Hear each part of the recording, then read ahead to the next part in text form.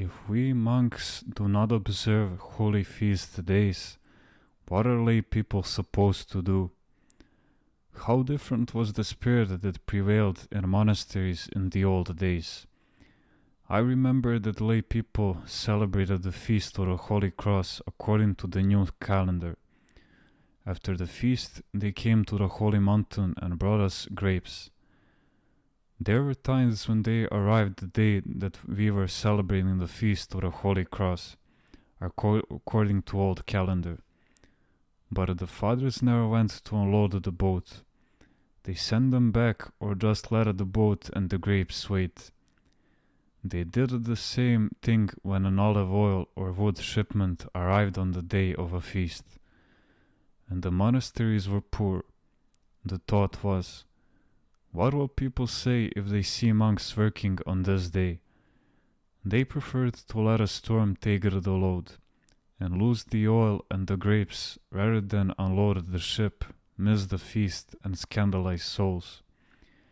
Not so today. Once I was at a monastery on the eve of a feast day, and the monks were unloading grapes. The entire brotherhood later gathered together to squeeze them. That night they were supposed to have a vigil, but they decided to postpone it and transfer it to another time. And that was a major feast. They justified it by saying, in case of need, even a law may be set aside. On a Sunday at another monastery, they were making repairs because it had been damaged by fire. It will burn down again. Lay people see these things and say, feast days don't mean anything. All people, and especially we monastics, must be very careful not to work on feast days, because in doing so, not only do we sin, but we also become a scandal to lay people, therefore sinning doubly. People who live in the world are looking for an excuse to justify their sins. They might be working day and night, never observing church feasts, but if they see a monk or a nun working on something urgent, then the devil whispers to them, if it's alright for priests and monastics to work, why shouldn't you work too? If people see a nun merely airing a blanket on Sunday, they will say, well, if nuns are working, why shouldn't we go to work? This is why we need to be very careful so as not to become a scandal to others. Geronda, what if an outside workman wants to work in the monastery on a feast day? Let's say on the entrance of the Theotokos to the temple. To work in the monastery on the feast day of the entrance of the Theotokos in the temple? No. This cannot be. He should not be allowed to work. Geronda, this actually did happen. One of the sisters did not think of telling the workman to come another day. Then the sister needs to be given a penance. Geronda, on a feast day after the vigil is over and we feel sleepy, can we do some handiwork while saying the Jesus prayer? Can't you do prostrations? If you do prostrations, you will overcome your sleepiness. Why should you do handiwork? How about on Sunday, Geronda? Is it right for a sister to weave a komboskoini after she has performed her spiritual duties? Why should you weave a komboskoini? Why not enjoy the day spiritually? Unfortunately, the spirit of the world has entered our monasteries. I hear that there are monasteries where on Sundays and feast days, as soon as the afternoon is over, they return to their chores and duties, as if they have children that are dying from hunger or are up to their necks in debt and risk having their house forfeited. Why is there so much need? Of course, it's different with a monk or nun who serves the visitors, or the cooks who serve in the kitchen. They need to be there. Sometimes visitors bring me fish. Take it and go away, I tell them. What will happen if everybody that comes here brings a fish, dead or alive? And if they bring you fish on a feast day, and you spend the day preparing them, what then will be your spiritual enjoyment? Do you remember Father Manas in the skid of Saint Anna? A fisherman brought him fish on a Sunday morning for a feast day. "They are fresh, Geronda," he said. "Today is Sunday. When did you catch them, that they are so fresh?" He replied, puzzled. "This morning," the man answered.